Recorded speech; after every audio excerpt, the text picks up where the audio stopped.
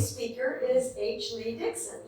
And Lee is going to talk to us about Fred Harvey Hotels and the Harvey Girls. His grandmother was in management for the Fred Harvey Hotels in Deming, New Mexico in the 1920s. He's going to explain to us the popularity of Harvey houses along the Santa Fe Railroad and the role Harvey Girls played in the hospitality at the hotels and restaurants. H. Lee was born and raised in Oregon. He was commissioned into the United States Air Force after graduation from the University of Oregon. He served 26 years in the Air Force until 1992. In 1999, he began working for the Army, where he worked until 2018. He was raised on the railroad as his father and grandfather both worked for the Southern Pacific Lines in the western United States. So let's welcome Lee Dixon. Thank you. Thank you very much.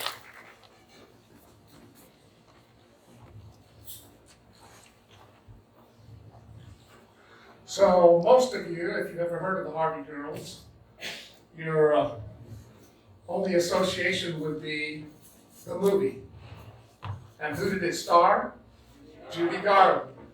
But who else was in it? Lansbury. She was 21. But I'm not going to talk about them. Everybody says that's a far distance from what it was like. And I want to mention that I have been tremendously happy. I just learned that Karen over here was a Harvey girl. And her father, your mother was a Harvey girl. And your father was a baker in Texas.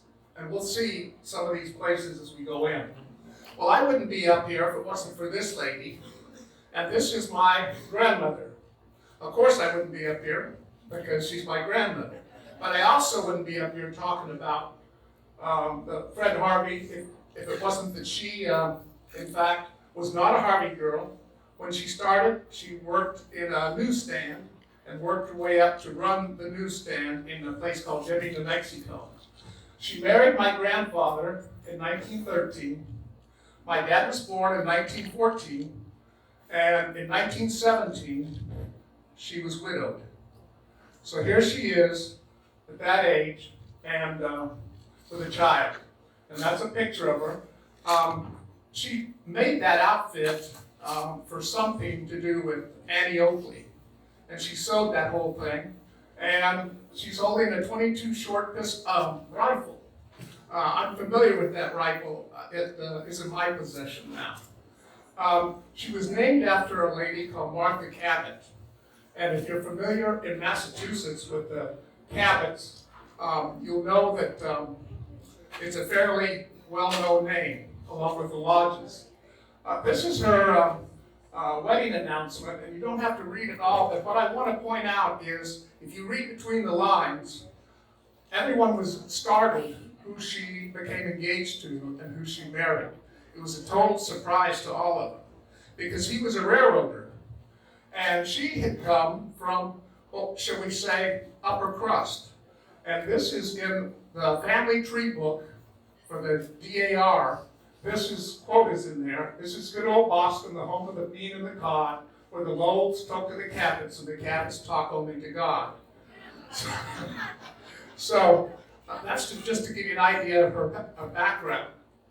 And this is her husband right there, and he's working in a train depot, and I've circled him in blue there. And here's another picture of him. And as I said, my dad was 3 years old, and that's a picture while they were still married. It's probably hard to see, but she actually has on she's showing off her wedding ring. So, she needs a job. And Otis,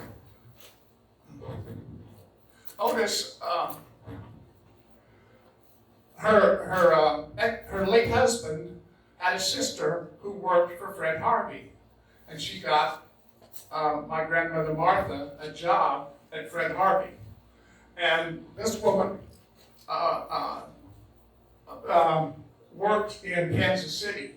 So this is about Fred Harvey, and as you can see, he came to this country from England, and he started working on the Burlington Northern, and he made a trip out west. And back then, if you traveled out west, some interesting things happened. The first thing is, if you ordered a meal when you stopped, it wouldn't come until till after the conductor had called, it's time to get on the train. But you still had to pay for it. So you didn't eat your food, and they took it back into the kitchen and waited for the next train. Not to mention the quality of the food was, needless to say, whatever they could get their hands on.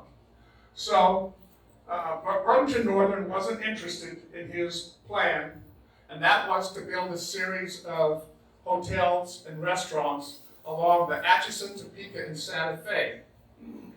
And at that time, the headquarters for the AT&SF, also known as just as the SF, Santa Fe, was in Atchison, Kansas. And here's a map that shows when they finished building all of the different locations, and one of those must be Canadian, Texas, on there somewhere. And this is an interesting postcard, because what you do is you buy the postcard, you put an X on the circle where you're spending the night, and then down here in the fine print, you put what day it is. Then you have the whole back of the postcard to write whatever you'd like to write and not have to spend the time saying where you were and what day it was. So in a few minutes we'll come back to this, but as you can see, right down close to the Texas line is Deming, New Mexico. It sits on Interstate 10. If you've ever driven across the United States on the southern route, you know that you go through Texas forever, and then you go through New Mexico and Arizona, and it goes right through Deming and Lordsburg on over into Arizona. So these are Harvey girls, and they have very distinct outfits, and I'll tell you a few things about Fred Harvey when they set it up. One was that the railroad would haul everything he needed to haul free of charge. So he didn't like the way the water was in the western United States. So what he did at many of those places was he had the uniforms, all of the sheets, towels, everything shipped back to Kansas City and washed in Kansas City, and then turned around and shipped back out to wherever it was. Because the train was going anyhow, so they just took advantage of it. When they started, they tried to have it work with hiring local women to work. But they had some problems with, I believe it was probably because of, I don't know if it was Hispanic or what it was, but there were some challenges. So they came up with a plan. And that was they would hire young ladies out of Kansas and out of the Midwest to come out and work as Harvey girls. And they would live in dorms. They would have a dorm mother. And that's how this would transpire. And they would be allowed to go home at least once or twice a year. And most of them usually went home during harvesting season because they needed to be back on the farm to take care of their everything that had to do with harvesting for that. So notice those three great big things back there on the left-hand side. Those are coffee urns. And I'll talk a little bit more about coffee in a few minutes. Now, to speed this up, when a train arrived, they only had about a half an hour. So how do you feed between 60 to 70 to 80 people in a half an hour? Well, you got to be prepared. And one of the things they did in both the dining hall and in the coffee shop is all of the utensils and everything else, all of the plates were already on the table. So The other thing they did to speed things up is they had what was called a coffee cup code. And I couldn't find the appropriate, I'm not sure that they used a mug with a saucer, but the coffee cup code goes that if you wanted coffee, a person would come by and ask everybody what they wanted, and they didn't have anything on them. But what they had was, as soon as the person said, they would turn that coffee cup in a particular direction according to what you see right there. If they wanted coffee, they turn it up. If they wanted it iced tea, hot tea, or milk, and it all had to do with where the cup was sitting. And then there was someone coming right behind them that was in the dining hall, in the dining room. They had a trolley that had a big coffee urn on it, and so they were able to serve everybody quite quickly. Now this is a coffee shop, and you can see that all of the places are set up, but also look at all of the desserts that are sitting there. Notice how, and now, we put all our desserts away until somebody asks for them. Do you realize how many more desserts they sold by having them sit right out there in front of the people as they ate? So that's a coffee shop. Now this is what one of the places looked like. This is from a card in Dixon, New Mexico. So you can see that it's a lot bigger than a railroad would normally have. Now another unique thing was, how do you keep the chairs at the bar, at the coffee bar, in the right location? Well, you fasten them to the floor. And that's what they did. So that limited exactly where you could sit, so they didn't have to worry about anything other than that. Now, I want to talk about some of the, there's something I need to bring out here.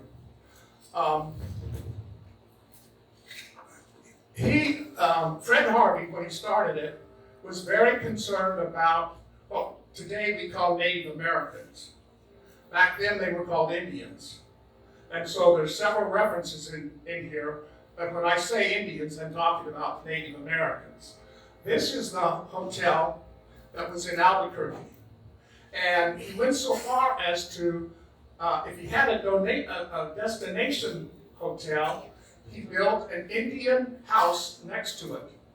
And in that Indian house, there were all kinds of people doing crafts, so that people could actually see the crafts and see the people making baskets, weaving, and things like that.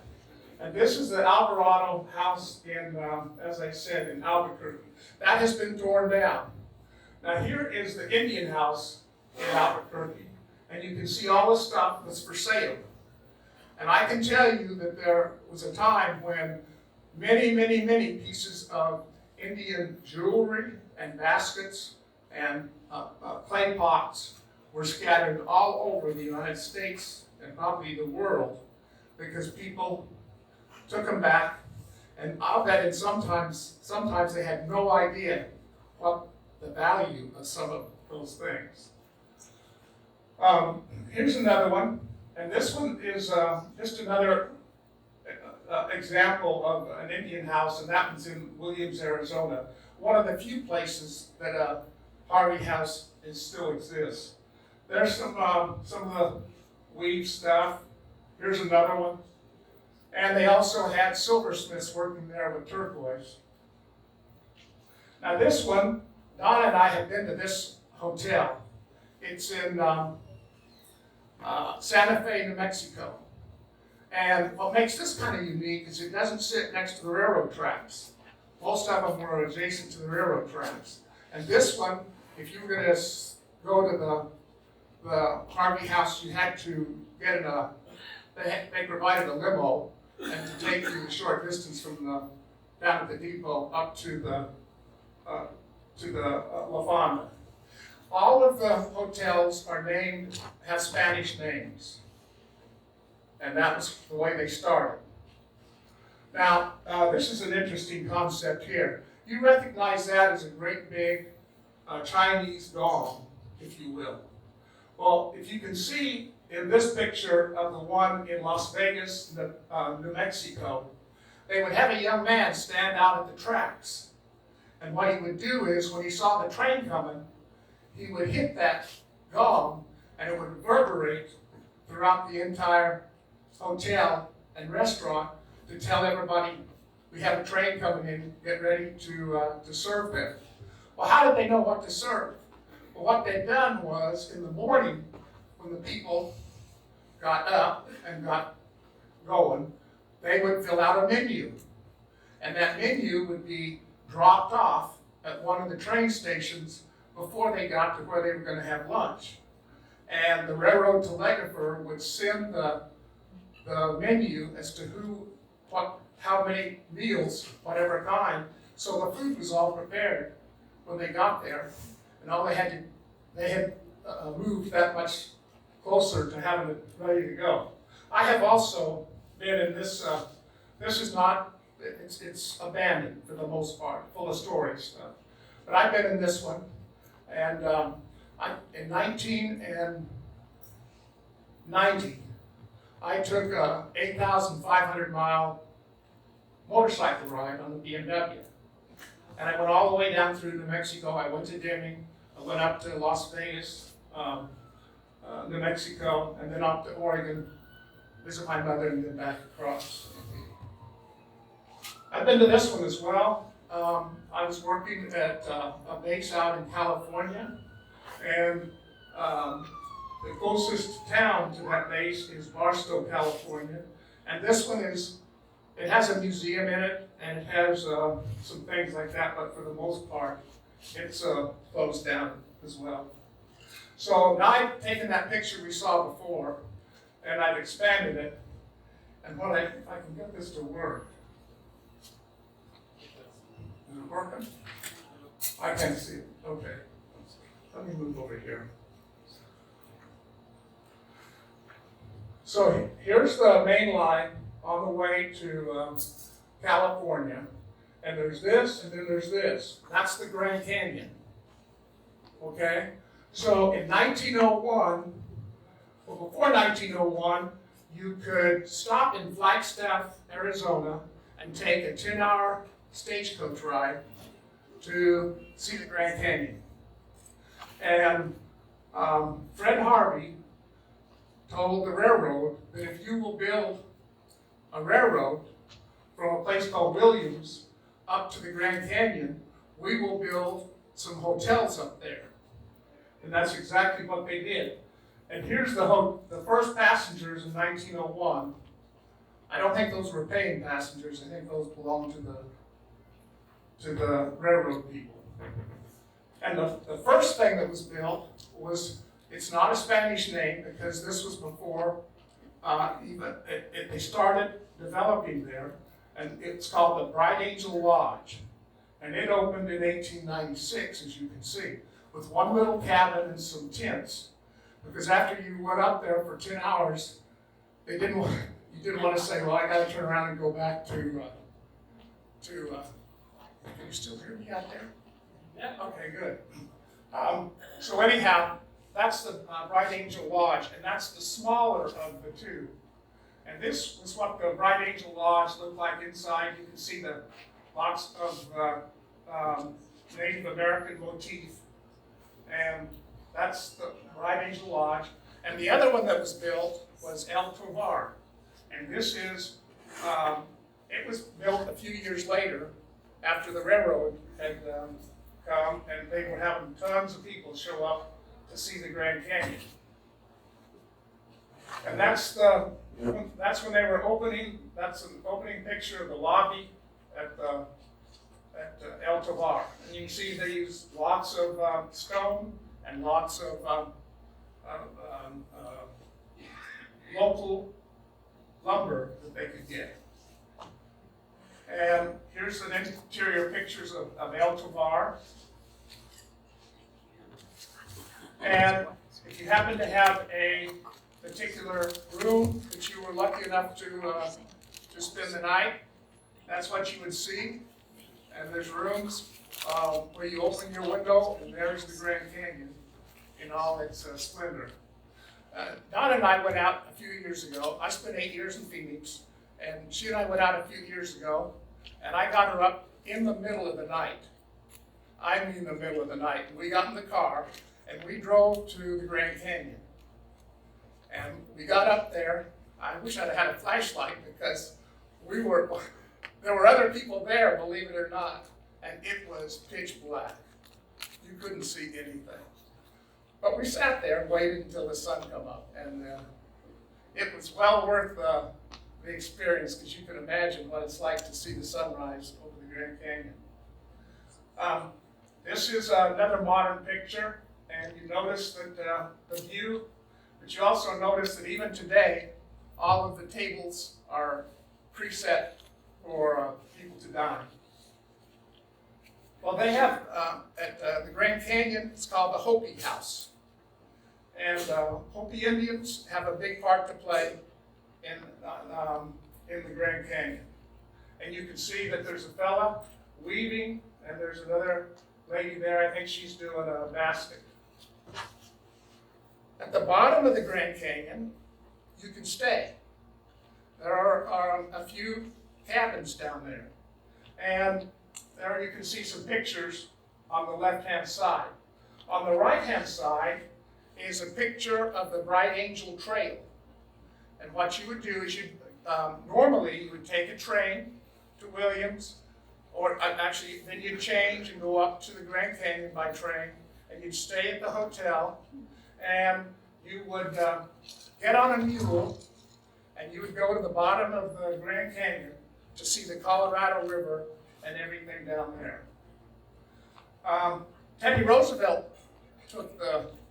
went down, and of course he was very instrumental in setting up the park system. And this is him right there at the turn, and the guy leading him was quite, I don't remember his name, but he was quite the explorer. And a few years later, they created a cemetery at the Grand Canyon, and he was the first person interred at the cemetery. So, my dad, when I was little, took us to the Grand Canyon. And he wanted to take the mules to the bottom. But he weighed too much, and I was too young. So, the best we could do was to put me on a mule and take a picture. So that's actually me. You know, remember the little box cameras? That's exactly what it was. So you don't see the clarity, of course, you see now. Well, another thing that's also me, and with a Hopi Indian, and I think, I don't know how much, but my dad obviously gave him a little bit, and that's how they made their living, was doing that. So, one of the problems that Fred Harvey had was the women, the Harvey girls, seemed to marry all the railroaders. The Harvey houses are built 100 miles apart, basically, on the main line. And it was because every place that they built one, the community flourished. So they didn't want all these, they wanted to keep the spaces. So that's how they came up with the 100 miles. And so they discouraged railroaders from poaching all of these young ladies. But it didn't do any good, because in this case, she remarried, and as you can see, in 1923, and I was 10 years old, and I'll tell you a little bit more about that, the 1955. But that's her driving a car, and that's her second husband, Lester Leroy Brown. And this is a picture. He was a hard-working man, very hard-working. He was a section foreman. And these fellas that are in the picture with him are from Mexico. And they are, it's a section game. So they replace rails and did ballast work or replaced ties or whatever had to be done. You can't see it, but he's standing in front of what's called a motor car. It's a little gasoline, but you see the pictures of a Roadrunner doing that, I think. But no, these all had a little gasoline engine to make them go. And there's that's a trailer behind the motor car, also on the rails, right to the right. So when I was born, they were living in what's now a ghost town. There's nothing there. It was all Southern Pacific, and it was in a place called Afton. And it sat on the railroad, next to the railroad tracks. And they moved from Afton to Columbus. Well, Columbus is famous because it is the only place that ground forces have attacked the United States. And probably most of you know who that was. Pancho Villa. So many years later, I went back to Columbus, and I was a little surprised to see they have a park called Pancho Villa Park. It doesn't seem like one. I don't know. Anyhow, I can remember, because I was so young, I don't remember much about Afton, but I do remember spending time in Columbus alone with my grandparents. And one of the interesting things in the evening, of course back then there was no air conditioning, and in the evening my granddad would smoke a pipe. And my grandmother took a pipe of his and put coffee grounds in it. And I sat there with the pipe in my mouth. It wasn't lit. But now, amazingly enough, I cannot open a can of fresh coffee ground without thinking of my grandmother. So, when she was working for Harvey House, eventually she quit, and she opened a newsstand in downtown Deming. And she kept that newsstand, and then interesting thing happened. I told you about her sister-in-law getting her the job. Well, they had a falling out. When October 1929, people at the Fred Harvey Corporation went through the offices and said, the banks are going to close.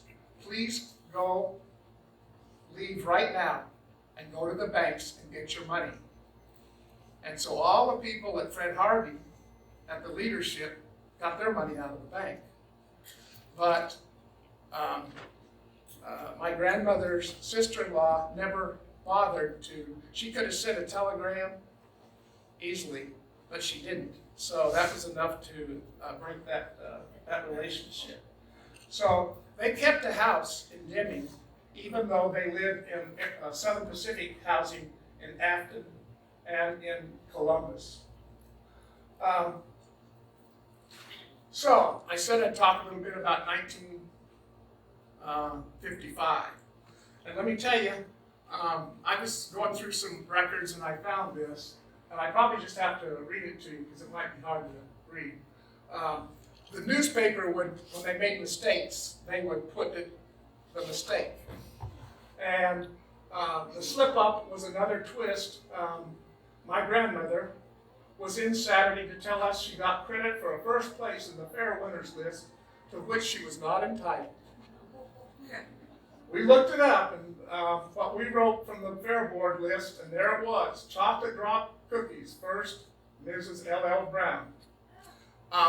Sadly, 10 days after this was in the newspaper, she was coming home from church during the day, in the evening, late afternoon, and the sun was in this driver's eyes, and she was in a crosswalk, and he hit her and killed her.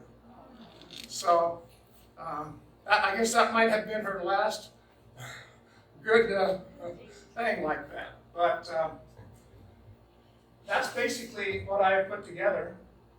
I have one backup slide. and that is a picture of my house. And I was raised in a train car that sat on the ground. And this is the best picture I've been able to come up with. And if you can see, that's a sidewalk, concrete sidewalk going in there to the right-hand side. And that was a little porch. And then you would go into the main part of the place, and you went into the kitchen.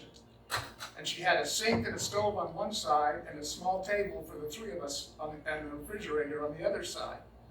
And all the windows were the kind like buses and trains, where you squeeze them and pull them up like that. The doorknob on the door, well, the door weighed 100 pounds, I guess. It was really heavy. And it had a big old brass doorknob to go in. Then you went into the living room, and then you went into my parents' bedroom, and they had twin beds, one on each side of the middle, and then I was clear at the back. And so, and that was in Southern Oregon, and I guess that's about it on this. Now I would like to show you, I'll just read stuff. I'm not going to read all of these, but I have a book that is clearly over 100 years old. And it came from my grandmother. And she got it when she was working for Fred Harvey. And the dates on here are 1913, 1914. And I just thought I would share with you some of the things that came out of Kansas City from the headquarters. And I'll come back to that one. This is from headquarters to the restaurants. We can obtain about 3 cents each for granulated sugar sacks stenciled with the name of the refinery. If sacks are not stenciled, we get 3.5 cents. Please save your sacks. And when you have about 40, send them home.